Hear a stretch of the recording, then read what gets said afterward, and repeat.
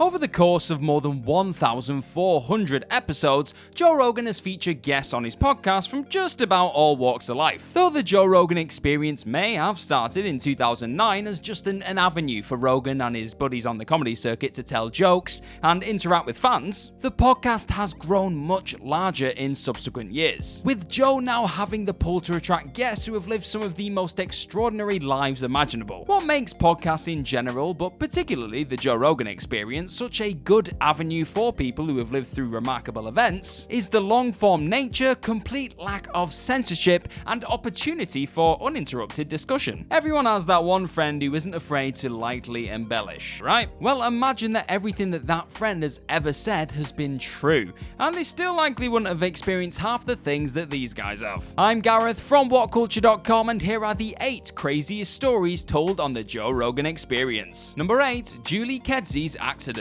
Being a trailblazer in a sport full of an eclectic mix of larger-than-life characters has left Julie Kedzie with a string of stories from throughout her career, but none crazier than the one she shared on the Joe Rogan Experience back in 2017. After her bout with Gina Carano, Kedzie traveled to the former land of the Soviets to face Julie Berezikova. After a back-and-forth first round, Kedzie returned to her corner looking to take control of the fight. Rather than taking control of the fight during the mandated break, however, Kedzie would instead lose control of her bowels after a cornerman innocently applied cold water down her neck. Despite her fecal failures, Kedzie would seize control of the action in the second round, securing a mounted triangle choke and forcing a TKO stoppage via strikes. Being on the receiving end of a mounted triangle is just about the worst torture possible for someone with, let's say, poor hygiene. Never mind someone who's just soiled their bridges. Oh, but it gets better. Following her win, Kedzie was immediately escorted to a meeting with Russian President Vladimir Putin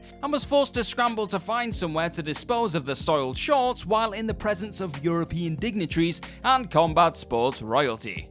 What a palaver. Number 7, Tyson Fury's near miss. In defeating Vladimir Klitschko to become the world heavyweight champion, Tyson Fury had realized a lifelong dream, handing the Ukrainian legend his first loss in over 10 years. Despite being a sizable underdog, Fury had the world at his feet. At least that's how it seemed. In the years that followed Fury's iconic performance in Dusseldorf, he became embroiled in a series of controversies leading to an extended break from competition and increased media scrutiny towards his personal life. But it wasn't until the Gypsy King appeared on the Joe Rogan Experience MMA show in 2018 that some of the details surrounding Fury's personal life during his hiatus became known to a wider audience. Fury explains how achieving his greatest goal in Germany had left him feeling like he had fulfilled his sole purpose in life at just 27 years old, and subsequently spiraled into a vicious cycle of ever-deteriorating mental health mixed with drug and alcohol abuse. He went on to say that while at his worst moment, he had taken his supercar out on the road and was careering towards certain death at 190 miles per hour, before he had a change of heart and would subsequently embark on a journey to return to the ring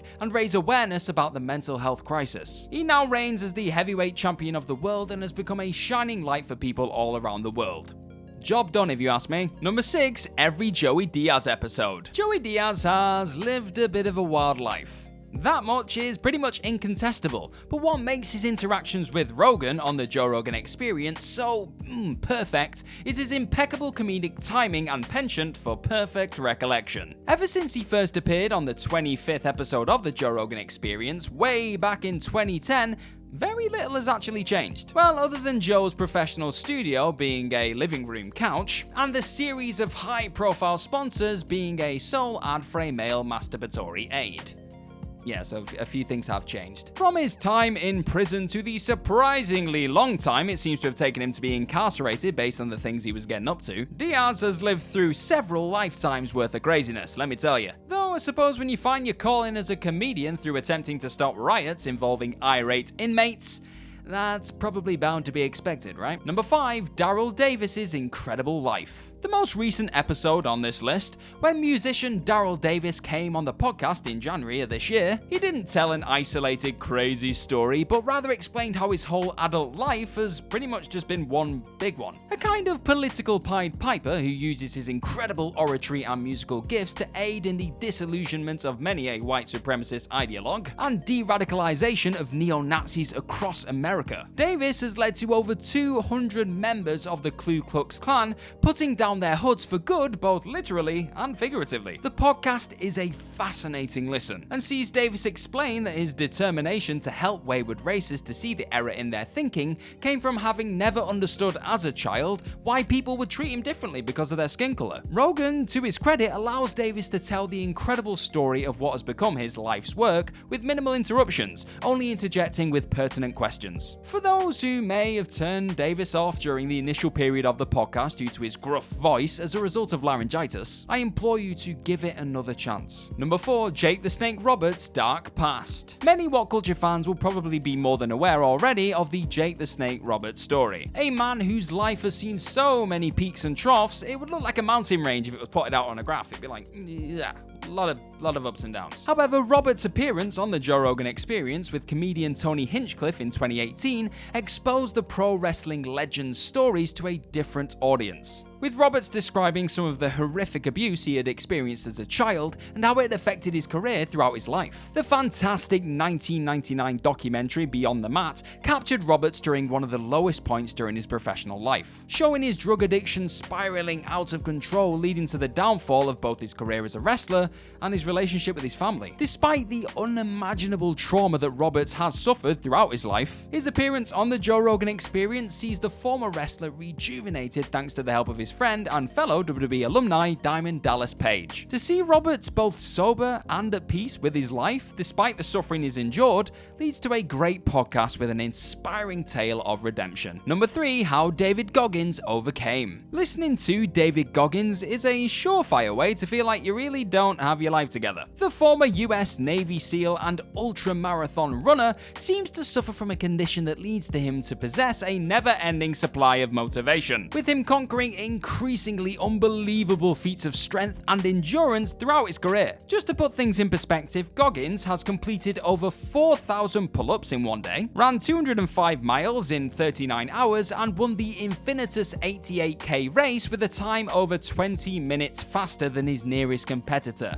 I'm just tired saying that. But what makes Goggins' first appearance on the Joe Rogan Experience so crazy is that he explains that he hasn't always been an unprecedentedly headstrong champion athlete. After suffering abuse from his father as a child and escaping the parental suffering, only to find himself in a town where he will be subjected to racist abuse, Goggins was left suffering from both anxiety and insecurity. Goggins goes on to detail a series of hardships during his adult life in the military that led to him developing the iron will that he has since become famous for, learning to enjoy suffering and difficulties while prospering in circumstances that most people can't even fathom, sets Goggins apart from the majority of people on planet Earth. It's also what makes the Joe Rogan Experience so fascinating, listening to people who have developed almost superhuman qualities showing their human side while explaining that their gifts often don't come naturally and instead are the products of hard work and perseverance.